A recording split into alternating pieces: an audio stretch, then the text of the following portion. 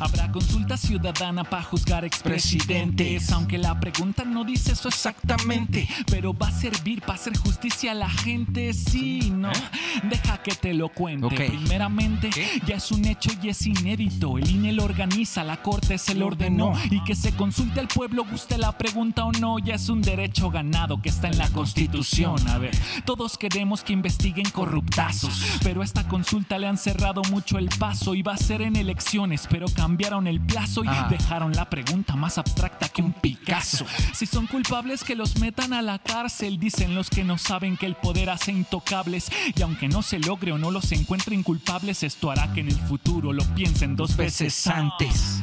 Dicen que la ley no se consulta, como si no supieran que el poderoso la vicia, y que solo la presión social resulta cuando hay que convertir a la ley en justicia.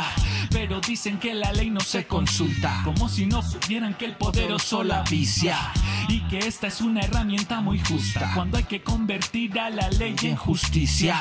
Convirtieron deudas privadas en públicas. Naciste endeudado por su culpa y no es retórica. Fraudes, matanzas de parte de las víctimas. Toma esta pastilla para la memoria histórica. La consulta deja un precedente, una herramienta de la democracia participativa enfrente. Ahora la gente podrá elegir presidente, destituirlo y enjuiciarlo cuando lo crea pertinente. Imagina el mejor escenario. Gana el sí con el 40% del padrón necesario. Justicia restaurativa, acuerdos millonarios para que le regresen parte de lo robado al erario. En política hay pactos al por mayor, por eso es importante que todos lo divulguemos. Yo ya me cansé de votar por el menos peor. La verdadera democracia es escuchar la voz del pueblo. Dicen que la ley no se consulta, como si no supieran que el poderoso la vicia, y que solo la presión social resulta cuando hay que convertir a la ley en justicia. Pero dicen que la ley no se consulta, como si no supieran que el poderoso la vicia, y que esta es una herramienta muy justa cuando hay que convertir a la ley en justicia. Este domingo 1 de agosto todos salimos a ejercer nuestro derecho. SEO, gracias, nos vemos el próximo lunes. Continuamos en De Buena Fe. Paz. Gracias, Daniel, acá por esta opinión rapeada. Buenas noches, les damos la bienvenida a este espacio para hablar de buena fe. Hoy dialogaremos sobre la violencia política que se manifestó en las recientes elecciones en México y sus efectos para la democracia. En el marco del proceso electoral del 6 de junio, 36 hombres y mujeres que buscaban ocupar algún cargo público fueron asesinados, pero varios más sufrieron ataques y recibieron amenazas a consecuencia de sus aspiraciones políticas, de acuerdo con un informe de la consultora ETELEC. Los hechos violentos se presentaron en todas las entidades federativas y tuvieron mayor impacto en el ámbito local, donde candidatas y candidatos a puestos municipales y diputaciones locales se vieron más afectados, sobre todo si eran opositores a los gobiernos en turnos de estados y municipios. Aunque se creó una idea de que el ejercicio de la violencia llevó el color de un solo partido, en realidad las víctimas eran representantes de prácticamente todas las fuerzas políticas, lo que no deja de ser preocupante, pues se cae en el riesgo de que actos como el homicidio, la extorsión y la intimidación se asienten en el terreno de la disputa electoral. Sin embargo, también es necesario comprender este fenómeno en un contexto social más amplio para atender sus causas estructurales. ¿Cómo debemos entender la violencia política en sus justas dimensiones? Para conversar al respecto está con nosotros Rubén Salazar Vázquez, director de ETELEC. Vamos con él y con Gibran.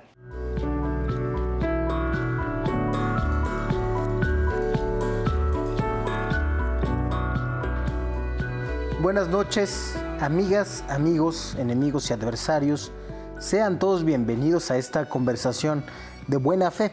Una conversación que espero que les resulte interesante porque vamos a desmenuzar algo que hemos visto llenando primeras planas y en los últimos tiempos también protagonizando los ataques de los partidos políticos entre sí. Ustedes habrán visto en primeras planas tantos candidatos asesinados, tantos políticos muertos. Muchas veces la fuente de estas cifras era la consultora ETELEC. Hoy nos acompaña su director, Rubén Salazar. Bienvenido, Rubén. ¿Qué tal, Gibran? Un gusto estar contigo en tu programa. El gusto es todo nuestro de que estés aquí para platicar sobre violencia política. Últimamente, Marco Cortés, Alejandro Moreno, Jesús Zambrano, Silvano Aureoles han dicho que la violencia se instrumentalizó a favor de uno de los partidos políticos. Estamos en el proceso postelectoral. Pero creo que podemos hacer un corte de caja de qué es lo que pasó en todo el proceso electoral. Estamos ya a buen tiempo, pero antes me gustaría que me comentaras que ese porque casi nunca aparece en esas primeras planas que nos dicen los números de muertos. Claro, pues mira, somos una agencia de consultoría 100% mexicana. Sus socios somos exalumnos de la Facultad de Ciencias Políticas y Sociales. Aquí no hay exfuncionarios. Parece que es un tema importante. Y pues somos una consultoría especializada sobre todo en servicios de comunicación y análisis de riesgos, entre ellos estos riesgos políticos, ¿no? Que estamos abarcando estas problemáticas de violencia en contra de los políticos, también en contra de otros actores que pues tienen una participación en el servicio público. Y ETELEC significa intelecto en griego, ¿no? Es el nombre de la marca para que también el público la empiece a conocer, porque a veces como que sí es un nombre que no es muy común, ¿no? Sí, hasta uno lo ve y dice cómo se pronunciará esto, ¿no? Y posteriormente también te hago el anuncio, vamos a construir ya una organización de la sociedad civil para transferirle ya todos estos conocimientos y que se encargue ya de elaborar todos estos estudios que queremos también ampliar, ¿no? A otras temáticas, con objeto de diseñar políticas públicas que sean útiles también, ¿no? Para la toma de decisiones, no solo en el sector público, sino también en el sector social. Entonces, esta es una organización que estaremos ya fundando en este año, para que también la información pues, se pueda hacer pública, sea accesible. Queremos también construir tecnologías para poder incluso hacer cruces estadísticos con otras capas de información, todo con la intención de generar mayor conocimiento, ¿no? Alrededor de estos temas. No solo para México, queremos expandir también este trabajo con otros vínculos que vamos a formalizar con otras organizaciones, tanto en México como fuera del país, pero fuera del país, ¿no? ¿Cómo se va a llamar la ACE? Igualmente se va a llamar ETELEC, Investigación y Desarrollo, ¿no? Es importante porque esta medición y sistematización, más allá de si se utiliza para cosas de consultoría, si en algún sentido es negocio, no es un servicio social que ya están haciendo. Sí, de hecho, fíjate que cuando nosotros dimos a conocer nuestros primeros informes, que fue en 2018. Desde ahí miden la violencia, desde 2018. No, es un proyecto más amplio que te voy a contar cómo inició, pero hicimos público nuestro indicador de violencia política en febrero de 2018. De hecho, el primer informe se publicó en el Heraldo de México. Fue el primer diario, ¿no? mexicano que nos permitió dar a conocer esta información. Y lo hicimos, y nuestros informes en ese entonces sí estaban puestos a la venta, eran informes cerrados, ¿no? Los podían comprar vía PayPal, me acuerdo.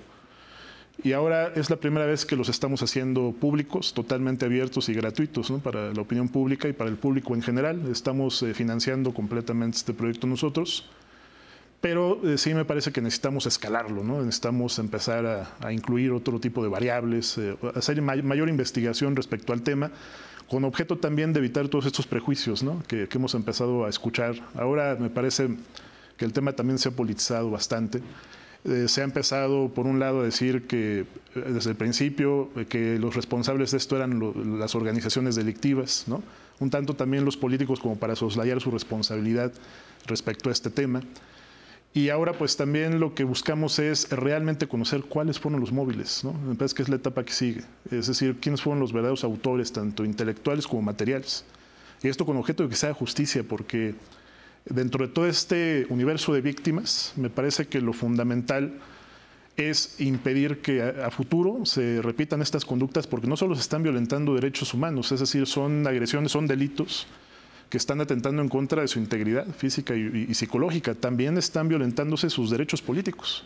Cuéntanos más o menos cuál es el panorama de todo el proceso electoral, cuántos candidatos fueron asesinados, ¿cuántos políticos fueron asesinados? Pues bien, todo el proceso desde que inició el 7 de septiembre del 20 y hasta el último minuto del 1 de julio, tenemos un total de 1,066 agresiones en contra de políticos y candidatos. ¿La mayoría amenazas? La mayoría fueron amenazas, así es, en donde pues, los agresores actúan de una manera totalmente impune, bajo el anonimato total, en plan tecnologías, plataformas tecnológicas, principalmente usaron, este tema es bien relevante, WhatsApp. Es decir, dentro de los equipos de campaña pareciera ser que hay cierta información que se filtra, porque es la única manera de obtener los números de WhatsApp de las víctimas. También los números celulares, la mayor parte de las amenazas se emitían a través de líneas de prepago, ¿no? Desde líneas de prepago, como ocurre con las extorsiones, con objeto de que no quede ningún rastro, ¿no? Entonces, los mensajes intimidando a la víctima, amenazando con atentar en contra de sus familiares o de ellos mismos, pues con objeto, ¿no?, de crear este terror psicológico. En total hubo 954 víctimas. La diferencia está en que hubo muchas otras agresiones donde no pudimos identificar quiénes y cuántas eran las víctimas. Eran agresiones contra grupos de militantes, contra electores, incluso contra oficinas partidistas que estaban vacías, ¿no? Iban y entraban a robar o incluso a dañar, ¿no?, las instalaciones de las mismas. Pero bueno, de estas 1,066 agresiones o delitos hay un total de 954 víctimas. De ellas, 696 eran tanto candidatos y candidatas y aspirantes a puestos de elección. ¿Cuántos perdieron la vida? En total, 102 políticos, de los cuales 36 eran tanto aspirantes como candidatos. De hecho, es muy importante decirte, de estos 36 eran 22 aspirantes y 14 candidatos que ya tenían registro ante sus partidos, los que perdieron la vida. Ahora, en comparación a los últimos procesos electorales, ¿cómo podemos dimensionar esta violencia, ¿no?, que ocurrió en este proceso del 21? En lo que se refiere al número de asesinatos en contra de políticos, hay un descenso. Este tema es bien importante. Descendió 33% en comparación a los 152 políticos que perdieron la vida en atentados en la elección del 2017-18. Entonces, sí es un dato relevante porque se pronosticaba. Incluso nosotros también teníamos esa perspectiva de que pudiéramos volver a romper esos récords, pero no fue así. ¿Cuántos cargos habrá habido en disputa en 2018? Más de 18,000 y ahora fueron más de 20,300. O sea, una dimensión mayor ahora. Mayor ahora, exacto. Aún cuando fue mayor es el número de cargos en disputa, la violencia letal fue menor. Incluso los homicidios en grado de tentativa, que fueron 48 casos, que están ahí glosados, ¿no?, en el indicador, en el informe que hicimos público, que ya está disponible en nuestro sitio web, fueron menores a los casos de homicidio en grado de tentativa que tuvimos hace 3 años. La violencia letal fue menor, nos llama la atención. Hay estados, porque también hay que tomar en cuenta que esto no lo podemos ver, como un problema que se mide en blanco y negro, hay matices, ¿no? Y hay muchos estados que la verdad estamos muy sorprendidos, ¿no? El caso de Guerrero. En Guerrero hace 3 años asesinaron a 29 políticos, ahora únicamente hubo 8 víctimas. O sea, fue un descenso considerable. Y lo mismo ocurrió en estados como Oaxaca, el Estado de México, Puebla. Al menos en la parte de violencia letal, el descenso fue muy importante en el número de víctimas. El que sí nos llama la atención es Veracruz. Veracruz sí, pues lamentablemente ocupó el primer lugar en agresiones, tuvo un total de 152 agresiones, de los 1,066 que documentó TELEC en este proceso. Y en asesinatos tiene 18 víctimas de las 102, ¿no?, que contabilizamos. Es la primera vez que Veracruz, este dato es bien importante, homologa sus elecciones municipales con un proceso federal concurrente en la historia, es algo histórico. La violencia sí estaba presente en procesos locales anteriores, pero no era tan visible porque no concurría con un proceso electoral federal. En buena medida esto es lo que también ha provocado que la violencia ahora sea más visible, tenga mayor impacto mediático, porque ya se han homologado prácticamente todas las elecciones locales.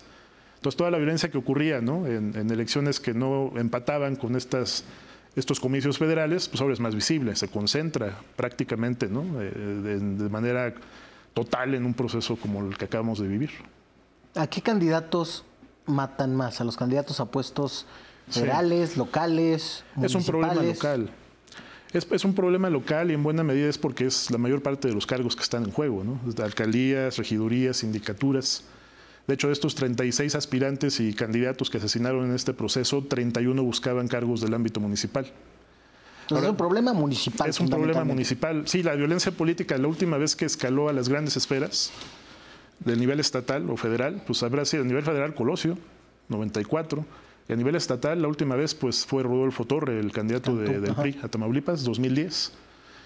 Te voy a dar un dato también muy interesante. Yo lamento muchas creencias, muchos prejuicios, juicios de valor de muchos colegas a quienes aprecio. No lo digo por cuestionar sus puntos de vista, incluso organizaciones que ahora han surgido que también quieren como empezar a analizar el tema, pero con una falta de rigor y sobre todo que aquí no podemos empezar a construir afirmaciones si no tenemos la información. Y por ejemplo han dicho que la violencia política siempre ha estado en nuestros procesos electorales. Yo te diría que sí y no. En los últimos 21 años, en nuestra base histórica, tenemos un total de 144 candidatos y aspirantes que han sido asesinados en todo tipo de proceso electoral, tanto en los concurrentes como no concurrentes. ¿21 años? 21 años, desde el año 2000, 144, pero el 60% de ellos en los últimos 3 años, desde el 2017 para acá, en los últimos 2 procesos federales. Es decir, algo ocurrió en el 18 que me parece, no quiero yo tampoco faltarle el respeto a los familiares de las víctimas al decir que por el hecho de que descendió al menos el número de políticos asesinados fue un logro, porque finalmente fueron vidas humanas que se perdieron. Pero me parece que algo se hizo bien.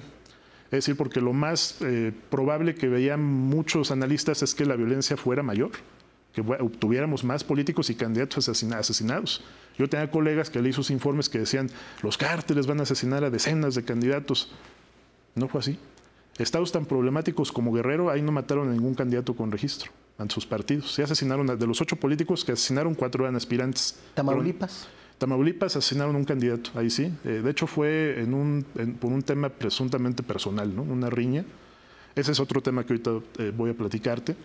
Pero hay estados como Colima, Zacatecas, que encabezan la tasa de homicidios por cada 100,000 habitantes, no tienen ningún candidato ni aspirante asesinado. En Colima no mataron a ningún político. Entonces es un tema que me parece que es muy relevante porque sí derriba muchas hipótesis que había al respecto de que el narcotráfico iba a matar candidatos porque los quita, los pone. Incluso el presidente al principio empezó a manejar esa narrativa. Yo fui muy crítico y sí, pues casi como tratando de decirle al señor presidente, no hay que prejuzgar, hay que investigar. Y me parece que sí corrigió. De hecho, el día en su conferencia el tema de Cazones, el último candidato que fue asesinado de estos 36 en Veracruz, un candidato de Movimiento Ciudadano que iba por esa alcaldía de Cazones de Herrera. En que se sospecha de su coordinador, ¿verdad? Sí, así es, y lo dijo el presidente, ¿no? Entonces es un tema que me parece relevante porque entonces ya no solamente es la delincuencia, bueno, el crimen, la delincuencia organizada, hablando del narcotráfico, ¿no? Porque por delincuencia organizada hay hasta políticos corruptos. También están los políticos que a través de la violencia se están apoderando de una candidatura o de un puesto de elección. Y aquí yo la pregunta que me haría es, imagínate nada más, si tenemos políticos que están actuando de manera criminal a nivel local, ¿qué puede esperar la ciudadanía cuando ya sean autoridad? ¿Cómo van a actuar? Y lo hemos visto en muchos casos, ¿no? De alcaldes que están desapareciendo personas, activistas. Es decir, sí es un problema que tenemos que resolver, tenemos que ver qué es lo que está pasando en el ámbito de gobierno municipal, porque podemos tener autoridades que ya se actúen de manera criminal o que se vinculen con grupos delictivos, que están construyendo autoritarismos a escala local, que cada vez va a ser más difícil poder revertir, ¿no? Sobre todo a través de reformas electorales, es prácticamente imposible. Y tal parecía ser que la democracia en este país, pues, únicamente, se logra consolidar pues a través de las urnas, y esto no es así, ¿no? Es decir, tenemos que ver más allá, ¿no? De lo que es un proceso electoral, más allá de lo que es una elección. Lo que estamos viviendo en este proceso electoral me parece, en el tema de violencia política, un aspecto que también puede definir el futuro de las autoridades que estamos eligiendo, ¿no? La calidad, la autonomía, la independencia de esas autoridades. Y al final tendremos que preguntarnos a quién van a representar, a nosotros o a ellos mismos, a sus propios intereses delictivos o incluso de otras organizaciones con las cuales se estén pactando, ¿no? A nivel local. ¿Tú dirías entonces que, aunque estadísticamente no es, digamos, una presencia tan elevada, sobre todo del homicidio doloso en estas agresiones, sí constituyen un riesgo para la democracia mexicana? Sí, porque es muy probable, mira, este problema afectó a los 32 estados y estuvo presente en 570 municipios del país, más de una quinta parte de los municipios. Entonces, ¿qué es lo que está pasando? Que muy probablemente algunos políticos se están beneficiando electoralmente de esta violencia, ¿no? Para obtener una candidatura a un cargo público. Están desplazando a los adversarios políticos. Ese también es uno de los grandes hallazgos de Telect. De los 102 políticos asesinados, 76% eran opositores a los gobernadores. Y ahí te va otro dato. De los 36 aspirantes, 31 que iban por cargos municipales. De esos 31, el 90% a su vez eran opositores a los alcaldes de los municipios donde estaban compitiendo. Y de hecho, de los delitos globales, de los 1066, las víctimas que arrojó en total de todos los delitos, homicidios, amenazas, privaciones ilegales de la libertad, que fueron 954 víctimas, el 75% también eran opositores a los gobiernos de los 32 estados, a los gobernadores. Es un tema muy relevante y te voy a dar ya el último dato. De los aspirantes en general a todos los cargos municipales que fueron víctimas de no solo de homicidios, de amenazas, secuestros, ya de manera global, también el 75% eran opositores a sus alcaldes. Vamos a ir a un corte y regresamos con esta interesante conversación sobre violencia política de buena fe.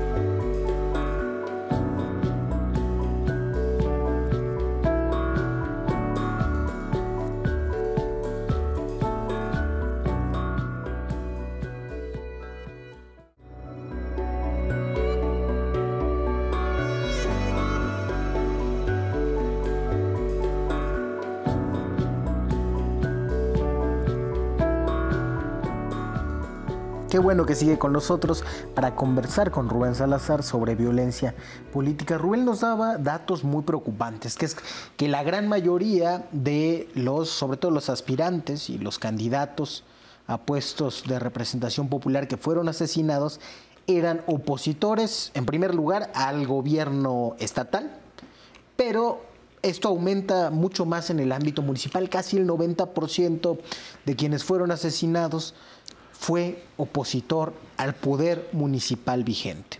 Y si tomamos en cuenta, Rubén, que el asesinato, digamos, es la manera más radical de eliminar a un adversario político, de transitar de la lógica del adversario a la del enemigo, y vemos estos datos, estamos muy tentados a pensar a que el poder, ese poder constitucional, está implicado también en los asesinatos. Aquí hay cierta sistematicidad por cómo está distribuido en el territorio nacional, con la que algunos alcaldes en algunas regiones asesinan a sus principales opositores. De estos homicidios, ¿cuántos se investigan como tal, así como asesinatos políticos? Pues se investigan como homicidios dolosos, ¿no? Sí, claro. No hay una agravante, ¿no? Tendríamos que ver exactamente como sospechosos principales a quienes ocupan cargo. Pues mira, te voy a dar un dato de que estamos trabajando el seguimiento, ¿no?, de los casos, de las investigaciones que ya se están integrando. De estos 36 casos hay detenciones ya en 10, ¿no?, de estos asesinatos, y en algunas detenciones, por ejemplo, en el caso de un aspirante que fue asesinado que pretendía ser candidato por Juventino Rosas, a la alcaldía de Juventino Rosas en Guanajuato. Uno de los detenidos, por ejemplo, es el director de tránsito del mismo municipio. Que es un punto de unión muchas veces entre la política y la delincuencia organizada. Exactamente, ¿no? también. Siempre piden tránsito, obras. Así es. En casos como el candidato que fue asesinado, que aspiraba a una sindicatura por el municipio de Landa de Matamoros en Querétaro, y otro aspirante que buscaba la alcaldía de Puerto Morelos en Quintana Roo, en ambos casos, los detenidos eran familiares de candidatos de partidos distintos, de partidos rivales. Entonces hay muchos elementos. Y hay otros casos de algunos aspirantes que fueron asesinados, en donde sí se presume, aunque todavía no se ha confirmado, dentro de las líneas de investigación, la participación de cárteles, ¿no? Yo considero que aun cuando se logra identificar la presunta participación o la mano de grupos del narcotráfico, también hay que tomar en cuenta que en donde hay narcotráfico, matando candidatos, amenazándolos o agrediéndolos, hay un poder político corrupto que les permite operar. Y es un problema que ya no solo es a nivel estatal, porque antes podríamos pensar que los pactos, ¿no?, político-delictivos se daban pues a ese nivel, ¿no?, a los más altos niveles. Ahora se dan a nivel local. Sí, el proceso de alternancia política en México, ¿qué es lo que ha provocado también? En el viejo régimen de partido hegemónico, pues las organizaciones delictivas también tenían disidencias, pero eran aplacadas, ¿no? Claro. Era más fácil disciplinarlas. Cuando ese régimen se desvanece, primero los gobernadores empiezan a establecer sus propios pactos con los grupos delictivos y surgen nuevas organizaciones, Familia Michoacana, Cártel Jalisco. ¿Y qué ocurre? Que cuando el poder también lo empieza a perder el PRI en los gobiernos de los estados y en los gobiernos municipales, pues esas disidencias empiezan ahora a tocarle la puerta a un gobierno municipal, a un alcalde o a un gobernador que es de un partido distinto. Y se vuelve un problema también para las organizaciones delictivas dominantes, porque se empiezan a fragmentar. Entonces, el proceso de alternancia y de dispersión del poder en distintas fuerzas políticas ha provocado un mayor fenómeno de fragmentación de las organizaciones delictivas, que viven, como bien lo dices, pues a través de esa protección institucional que alcanzan ahora hasta con un alcalde, ¿no? Entonces es un problema muy difícil y lo tendremos que resolver a través, yo diría, no solo de reformas en materia judicial, sino o de seguridad pública, sino una gran reforma de Estado en donde veamos la conveniencia, ¿no?, de retirarle ciertas facultades, sobre todo el mando policial, por ejemplo, a alcaldes que estén inmiscuidos con grupos delictivos, porque de otra manera esto va a ser un problema que jamás vamos a poder resolver. Y lo estamos viendo ahora, ¿no? Esta ola delictiva por rivalidad delincuencial que se ha desatado en algunos estados donde hubo alternancia política, precisamente, ¿no? Zacatecas.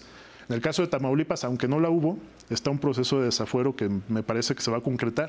Y todo eso provoca incertidumbre en las organizaciones que ahí operan, ¿no? Porque temen perder el control de esos territorios y que estos pues, pasen a bandas rivales. Entonces es un problema que también se tiene que explicar no desde la seguridad misma, ¿no?, sino desde la política. Y se tiene que resolver desde la política. Me parece que ese también es el planteamiento del presidente. No sé qué tan efectivo vaya a ser, porque los gobernadores, independientemente de qué signo político sean, también se están comportando como verdaderos caudillos y están estableciendo sus propios vínculos. Entonces va a ser muy complicado saber cómo se van a comportar las organizaciones delictivas a partir de estos reacomodos que puedan surgir debido a las alternancias que se han dado también en este proceso electoral, ¿no?, que son innumerables, ¿eh? Sí, es algo que tenemos que resolver desde la ciencia política, que creo que no está resuelto, ¿no? Exactamente. Hay quien opina como tú que mayor pluralismo político trajo mayor descontrol, lo que trajo mayor violencia. Y hay quien ha criticado esa posición diciendo que se trata de líneas del tiempo sesgadas, porque si regresáramos un poco más en el tiempo, también en tiempos del partido hegemónico encontramos momentos donde incrementó muy aceleradamente el homicidio doloso. Sí. Es algo que no hemos podido explicar en las dinámicas nacionales y mucho menos en las dinámicas locales, algo en lo que no se han metido los gobiernos. Desde luego, también tenemos que volver a contarnos la historia de este país. Así es. Porque no sabemos muy bien lo que pasó en los territorios en el periodo neoliberal. No Correcto. Fue solamente que se cedieron o que empezaron a manejar grandes territorios grupos del narcotráfico. Así es. Y de la economía ilegal, sino también algunos de la economía legal, como mineras. Alguna vez me enseñó un mapa Jaime Martínez Veloz donde correlacionaba la presencia de proyectos mineros con homicidio doloso y su incremento, y que da una buena idea, que también alguna académica de Northwestern defendía, de que cualquier poder se monta en la infraestructura de los grupos armados que estén ahí, y para ganar sobre todo territorios incrementa la violencia. No sabemos muy bien qué ha pasado en este país y por lo tanto no sabemos muy bien cómo arreglarlo.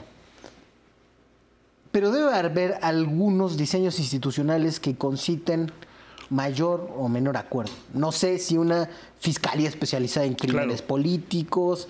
¿Hay alguna propuesta que ustedes hayan pensado en particular? Pues nosotros lo que habíamos recomendado a la Fiscalía General de la República era traer al menos los casos de los aspirantes y candidatos que habían perdido la vida, ¿no?, en estos ataques. Por este tema de que la mayor parte de las víctimas son opositores a los gobiernos de los estados, que finalmente son quienes designan ¿Y si hay a un los cambio fiscales. Entre 2018 y 2021 en cómo ha reaccionado la Fiscalía? No, a mí me parece que seguimos prácticamente igual, porque además son delitos de fuero común que le compete investigar primero a las fiscalías de los estados, ¿no? Nos preocupa porque pues, la mayor parte de las víctimas son opositores a ellos. Entonces, ahí era nuestra recomendación, ¿no?, que la Fiscalía trajera eso. Misma recomendación que hicimos hace 3 años, pero no fue tomada en cuenta. Entiendo que pues también son esferas de competencia que tienen que analizarse. No es tan fácil, ¿no? También pues rebasar ciertos límites que la ley te plantea para invadir la esfera municipal, ¿no? No se puede. Hay ciertos casos en los cuales sí se pueden atraer las investigaciones, sobre todo cuando son delitos ya del fuero federal. Pero aquí, de entrada, no sabemos, por ejemplo, en cuántos casos hubo, por ejemplo, participación, ¿no?, de grupos de narcotráfico. Solo así podría, quizá, atraer alguno de estos homicidios. Pero sí, coincido que tendríamos que tener ya un cambio en ese sentido, establecer en la ley también agravantes, ¿no? Cuando se le quita la vida a un político, no tomarlo vaya como un aspecto discriminatorio al resto de las víctimas que pierden la vida en este país, que son miles. Pero yo considero que si tenemos, por ejemplo, autoridades, que esa es la otra parte del problema, puedes tener autoridades inmiscuidas con el crimen, sí, ¿no? Que estén actuando violentamente para quitar de la contienda a un adversario, sí, pero por el otro también, del otro lado puedes tener autoridades muy vulnerables, que obtuvieron un cargo público y siguen siendo amenazadas, siguen siendo amedrentadas. Y si tú tienes autoridades vulnerables que están siendo víctimas de todos estos delitos, pues vas a tener una ciudadanía vulnerable. Es decir, es importante, ¿no?, atacar el problema por ambos ejes. Y yo considero que es momento de que se haga ya, ¿no?, un ajuste en ese sentido de parte de la propia Fiscalía General, ¿no? Que sin duda en los dos casos pierde la ciudadanía. En los dos perdemos. Si llegan los matones al poder, pues ya vemos cómo actúan, no sé, los Duarte, los Borges, etcétera, etcétera. Sí, porque la delincuencia organizada, tienes toda la razón. Yo hace 3 años, en la campaña del 18, di una entrevista para la revista Time y me preguntaban qué es la delincuencia organizada en México. Yo les dije, la delincuencia organizada tiene otros orígenes, ya no solo es narcotráfico. Ahora hay bandas de políticos corruptos, bandas incluso de alcaldes en Puebla, algunos de ellos que fueron detenidos y sus familiares por conformar bandas dedicadas al robo de hidrocarburos. Hay bandas que se dedican al tráfico de especies, al tráfico de personas, a la trata de mujeres, incluso, como decías tú, bandas ya más sofisticadas que ahora se están robando aguacate, limón, están también en la industria de la minería, robando pues todos estos insumos para incluso traficarlos, ¿no?, hacia países como China. Entonces ya es una problemática en donde lo que estamos viendo es que sí hay un poder político que está actuando criminalmente, y eso me parece verdaderamente un riesgo, no solo para la democracia, para el Estado mismo, y para las instituciones que son las que deben garantizar pues que tú, yo y todos los ciudadanos podamos ejercer nuestras libertades sin el temor, ¿no?, a que podamos ser extorsionados, asaltados, asesinados, amenazados. Yo lo he comentado en algunas entrevistas, a mí sí me preocupa que lleguen alcaldes a través de la violencia al poder, porque por un lado, o sea, ya como ciudadanos, por ejemplo, cuando quieres abrir un local o quieres ser un pequeño empresario, pues ya sabes que te va a llegar el SAT, muy probablemente te va a llegar un funcionario corrupto para pedirte un moche y darte el permiso de operación, pero también te va a llegar un delincuente a cobrarte derecho de piso. Y además de eso, si te va bien, estás expuesto a que te secuestren, a que te extorsionen. Es el panorama que también estamos viviendo, ¿no?, las y los mexicanos. Y es ya un problema que no solamente está en estados donde nosotros pensábamos que el narcotráfico operaba nada más, ¿no? Es decir, pensábamos que la Ciudad de México, por ejemplo, era un oasis en ese sentido. Y yo conozco información de zonas del centro del país, de alcaldías como Cuauhtémoc, demarcaciones como Cuauhtémoc, Venustiano Carranza, donde ya la presencia de estos grupos es visible. Es terrible. Yo de hecho nací en la alcaldía Carranza, viví muchos años ahí, en el centro de la ciudad, y me duele ver lo que está pasando, ¿no? Porque ya vas, platicas con la gente que conocías desde hace años y te lo dicen. Yo tengo que pagar una cuota de tanto, si no vienen y me queman mi tienda, me queman mi local. Esto está pasando aquí en la Ciudad de México. Entonces, ¿hacia dónde vamos, no? Si hay violencia política, va a haber violencia contra la ciudadanía, sin duda alguna, ¿no? Sí, claro. Es una manera de que quienes se acostumbran a lograr sus objetivos con esos medios tengan mucho más poder para hacerlo a una escala generalizada. Y sin embargo, los políticos parece que no se lo toman en serio. Exactamente. Ahora nos dices, hubo una disminución. Quizá ahí el presidente cometió un exceso retórico al decir que la visibilización que se estaba haciendo era amarillismo. Pero en el extremo absolutamente opuesto nos encontramos al PRI, al PAN y al PRD que dicen Morena es un narcopartido, es el que está con el crimen organizado. Hay en esa discusión que la has seguido, has encontrado algunos otros políticos suficientemente responsables de diferentes fuerzas políticas que se hayan puesto a dialogar el tema, o estamos en el desierto? En el desierto y en la politización del tema, ¿no? Lamentablemente, porque sí he escuchado estas declaraciones de los líderes de los partidos que conformaron el frente opositor. Pero yo también te diría, bueno, están mencionando, por ejemplo, en Sinaloa arrasó Morena, ¿no? Y presumiblemente porque le dieron una ayudadita a los cárteles que ahí operan. Hasta expertos en seguridad lo han dicho. Bueno, colegas consultores lo han dicho, que la verdad lo lamento mucho, los aprecio, pero es lamentable que estén partiendo de esos prejuicios, porque yo les respondería de la misma forma. En Guanajuato arrasó el PAN, y por eso vamos a decir que el cártel que ahí opera, que es el cártel Jalisco, Santa Rosa, le dieron una ayudadita al PAN. Sería muy irresponsable de mi parte salir a decir eso, ¿no? Entonces yo considero que hay que tomar en serio las cosas, ser cuidadosos, no mezclar, ¿no? Es decir, los motivos por los cuales un partido ganó con el tema de la delincuencia, volvemos a la misma insistencia, ¿no? De estas narrativas. Con diferencias tan amplias como la que hubo en Sinaloa, ¿no? Claro, ¿no? Entonces me parece que hay que ser cuidadosos, porque es muy peligroso seguir manejando esas narrativas, ¿eh? No es cualquier cosa. Son narrativas que me parece criminalizan también, ¿no? a las propias víctimas.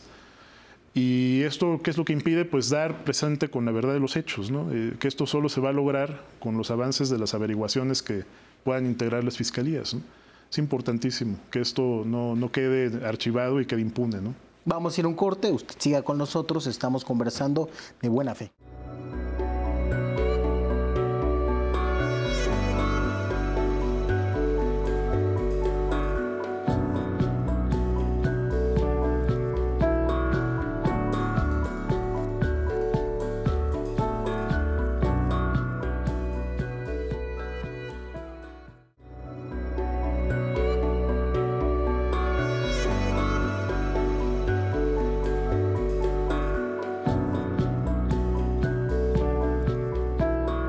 Qué bueno que ha llegado con nosotros hasta aquí en esta conversación de buena fe sobre violencia política y sobre lo que significa para nuestra democracia que está acechada por tantos flancos y por tan diversas dificultades. Hablábamos sobre la falta de seriedad de los políticos. Hace poco en entrevistas decían los líderes del bloque opositor, es que Morena es un narcopartido, sí, y por eso ganaron Michoacán, por eso ganaron Sinaloa.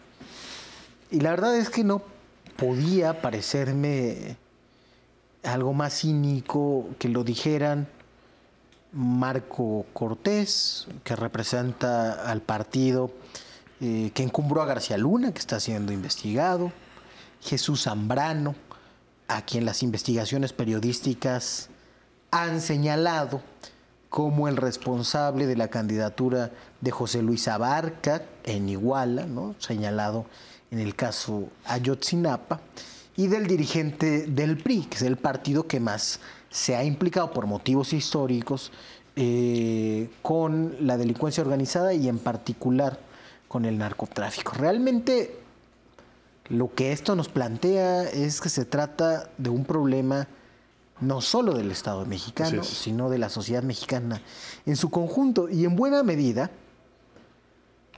no podemos atribuir a la voluntad de ninguna dirigencia política la imbricación entre el crimen organizado y la política. Porque tampoco podemos escindir el crimen organizado de la sociedad misma. Claro. Desde luego en Tamaulipas, el crimen organizado está imbricado con la economía, sí, con la frontera, con todo lo que allí define la vida social. Desde luego en Jalisco habrá muchos empresarios que le lavan dinero al cártel Jalisco sin siquiera saberlo, sin querer hacerlo así. En Guanajuato, con todo el crecimiento económico de los últimos años, seguramente también mucho dinero negro ha estado financiando ese crecimiento económico, y así en todas las entidades de la República donde el crimen organizado significa una de las fuerzas sociales más potentes. Es decir, el crimen está en la sociedad. Tenemos que aspirar a extirparlo, tenemos que hacerlo un actor en la mesa para gestionarlo. Como sociedad, ¿hacia dónde deberíamos de ir, en tu opinión? Es una pregunta importantísima, tienes toda la razón. O sea, los cárteles tienen estructuras de lavado de dinero que básicamente están operadas por personas comunes y corrientes, contra quienes mucha de esta violencia o de estas venganzas han apuntado, ¿no? Es decir, la mayor parte de las víctimas no se dan en enfrentamientos directos entre grupos de sicarios de cárteles rivales, sino que van y matan a las gentes que operan estas estructuras, que es gente común y corriente. Entre ellos familiares, amistades o gente que ahí trabaja, ¿no? Y lo hemos visto en estas matanzas que se hacen de una manera cobarde, que realmente se hacen contra este tipo de personas. tienen bases sociales también, es una realidad. Lo hemos visto en algunos estados, municipios muy problemáticos, cuando va Guardia Nacional o incluso policías estatales, cómo son expulsadas, ¿no? Casi diciéndoles aquí no entren. Es un tema polémico que la autoridad nunca va a aceptar, es decir, la autoridad nunca va a reconocer que sí sostiene esos pactos, y tampoco es algo exclusivo de México, ¿eh? O sea, los pactos político-delictivos ocurren en otros países. El problema de México es que se libró una guerra contra el narcotráfico que me parece fue uno de los más grandes errores de nuestra historia reciente, que hasta el día de hoy nos tiene en una situación, me parece, de total vulnerabilidad, ¿no? Porque ya esta violencia se ha desbordado a lo que está pasando en Tamaulipas, que incluso atentan contra gente que ni siquiera tiene vinculación o relación alguna, ¿no?, con estas organizaciones. Para ejercer algún tipo de presión política es muy probable, ¿no? ¿Por qué? Porque no quieren perder los territorios. Entonces, es un tema que sí me parece tiene que resolverse desde el propio poder presidencial. Me parece que en la medida en que el gobierno actual ha obtenido un mayor número de gubernaturas, quizá tendrá una mayor oportunidad, ahora sí, de trazar un plan de seguridad en donde, como tú bien dices, se tendrán que plantear cosas tan importantes como saber a qué cárteles se va a combatir, de qué manera se les va a combatir, ¿no? Es decir, no todo se puede resolver con violencia, eso es una realidad. ¿Por qué? Porque son soluciones efímeras. Sí es real que en los últimos años del gobierno de Felipe Calderón la violencia bajó, pero ¿a qué costo? ¿No? Porque hay muchas cosas que tienen todavía que esclarecerse en este país, ¿eh? Hubo delitos de lesa humanidad y nadie se ha puesto a evaluar lo que pasó en esos últimos 2 sexenios. Danos una pista de esos. A mí me parece las matanzas que ha habido de mucha gente en estados como los que tú mencionas, Tamaulipas, que no son nuevas, o sea, vienen desde hace 2 sexenios. Tiene que analizarse qué fue lo que pasó, o sea, cuáles fueron las instrucciones, ¿no?, de parte del poder político a las fuerzas de seguridad. En Tamaulipas esto siguió ocurriendo recientemente. Hay policías detenidos por hacer ejecuciones extrajudiciales en contra de personas. Ese es el costo para bajar la violencia, me parece que es muy alto, ¿no? ¿A un nivel masivo? A un nivel masivo, ¿no? Sí, me parece que esa no puede volver a ser, ¿no?, la salida.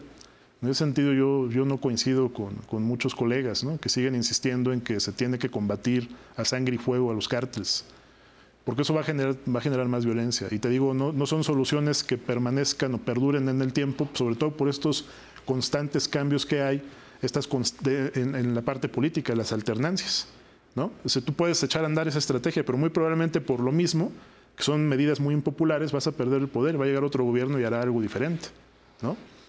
No sé si estoy sobreinterpretando, pues yo diría que te refieres casi en exclusiva al caso de Tamaulipas, a la manera como bajó la inseguridad en general. Sí, ahí lo tienes, ¿no? Ahora vuelve a subir otra vez, ¿no? ¿Me estás diciendo que en Tamaulipas bajaron la inseguridad asesinando a un grupo en particular? Sí, es correcto, ¿no? Sí, o sea, los estados lo que han hecho generalmente, y por eso que la violencia no ha logrado contenerse en el país, es que no hay una directriz nacional, ¿no? Es decir, como ocurría con el viejo régimen del partido hegemónico, que decían, cuando hay una disidencia criminal, es a la que vamos a aplastar. El problema es que ahora hay 32 gobernadores y hay 32 gobernadores que tienen 32 pactos distintos con grupos distintos del narcotráfico. Y a nivel municipal ocurre lo mismo. Y hay que decirlo porque ocurre. Ya no podemos seguirlo ocultando. Ese es el gran problema de este país, ¿no? Y entonces me parece que es muy difícil, ¿no?, seguir bajo ese tipo de estrategias que las han continuado algunos gobernadores de guerra contra el narco. Caso de Tamaulipas. Porque vienen estos cambios políticos y la violencia se vuelve a disparar. Y lo estamos viendo ahora. Y esa situación es la que a mí más me preocupa, ¿no? De que aún, lamentablemente, si el gobierno actual está pensando que al haber obtenido más gobiernos estatales va a poder, ahora sí, ¿no?, definir una política nacional en contra del crimen, pues todavía hay muchos otros estados que van a seguir sus propias directrices, ¿no? Y las luchas entre las bandas delictivas pues ya no son por un estado, son por regiones. Entonces es muy complicado que esto pueda prosperar, ¿no? Sí, desde que el país se cartelizó y las empresas se profesionalizaron, se disputan cada vez porciones más grandes del territorio con una mayor capacidad de fuego. Pero lo que me dices me deja muy preocupado porque implica no solamente responsabilidad de los políticos, que bueno, para eso son votados, pero implica también una responsabilidad, quizá debería implicarla, no lo sé, y seguramente no lo podremos resolver aquí, de la academia y de los consultores también, Rubén. Así es. O sea, Porque hay gente que recomienda esas estrategias de seguridad, que las vende por mucho dinero y que han participado diseñando intelectualmente, aún sin querer, el país que tenemos hoy. Sí, porque mira, hay una crítica ahora al gobierno federal por el tema de la militarización, por ejemplo, ¿no? Respecto al tema de la Guardia Nacional, que básicamente pues, está operada y ahora ya se pretende que, bueno, el mando ya lo es, ¿no? Es militar, pero ahora se pretende que sea orgánicamente de Sedena. Así es, ¿no? Y darle rango constitucional a este mando. Pero en realidad la militarización ya lleva años, lleva por lo menos 10, 12 años. Las policías se militarizaron. Pérez Ricard nos dice que es una inercia que viene de todo el siglo XX, la de tener costumbres y mandos militares en policías. Muchas policías tenían mandos militares y yo recuerdo de esos acuerdos por la seguridad de 2008 en el gobierno de Felipe Calderón. Dentro de esos acuerdos, por ejemplo, se decide darle armas de uso exclusivo de las Fuerzas Armadas, o así permitir que las empleen las policías. Y desde entonces viene la militarización. No tienes, en el caso de Tamaulipas, pues los Sandcats, ¿no? Los Blackhawks, es decir, el modelo militarista viene consolidándose desde las propias policías. No es nuevo. Y es una estrategia que básicamente no solo implica hacerle la guerra a los cárteles, yo te diría es hacerle la guerra a la gente, porque la gente vive de eso. Es decir, como bien lo dices, hay bases sociales, hay estructuras de la propia sociedad que pues están incorporadas o están ligadas al tema del narcotráfico. Y son quienes más han padecido la violencia, porque son las víctimas de esta violencia, no solo ejecutados, desaparecidos. ¿Cuánta gente ha desaparecido en este país debido a estas confrontaciones, ¿no? Entre bandas delictivas? Las fosas clandestinas. Es una tragedia verdaderamente que me parece que todavía no alcanzamos a dimensionar. A veces la estamos normalizando, pero más bien la queremos olvidar. Y ahí sigue, está presente. ¿Tú dirías que el volumen de la violencia política que hemos tenido en estas elecciones desde que incrementó es de alguna manera en la institucionalización de esa normalidad violenta en el régimen político? Me parece que sí, y es lo más preocupante, ¿no?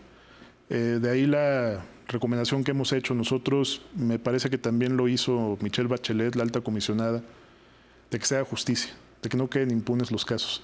Y ahí sí me parece que el presidente tiene la oportunidad, ¿no?, de promover ese cambio, porque como te digo, le compete investigarlo a las fiscalías. No solo fueron homicidios, hay amenazas, hay privaciones ilegales de la libertad, hay otros delitos que se cometieron para quitar a alguien de la contienda política.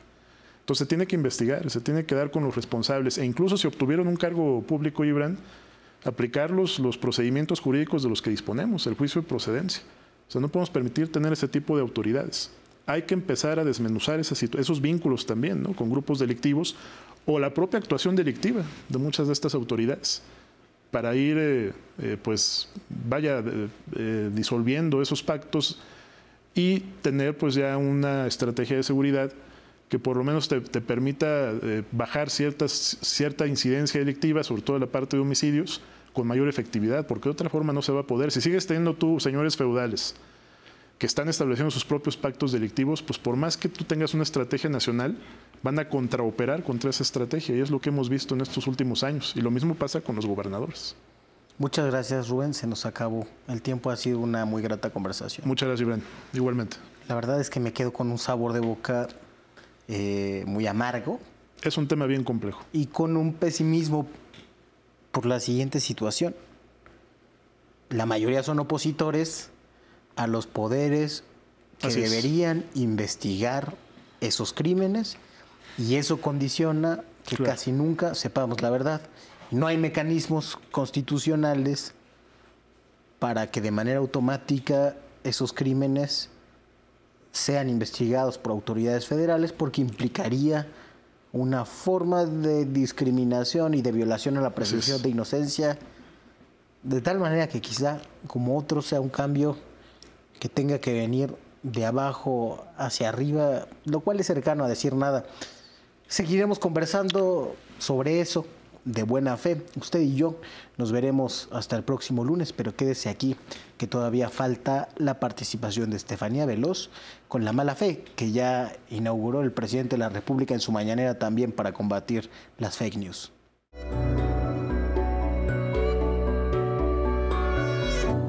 Hay un una historia que de tanto que nos la han contado se considera una verdad innegable. Es la historia de que echándole ganas saldremos adelante. Este cuento sucede en el reino del neoliberalismo, donde las oportunidades de desarrollo crecen en los árboles y solo hay que levantar la mano para alcanzarlas.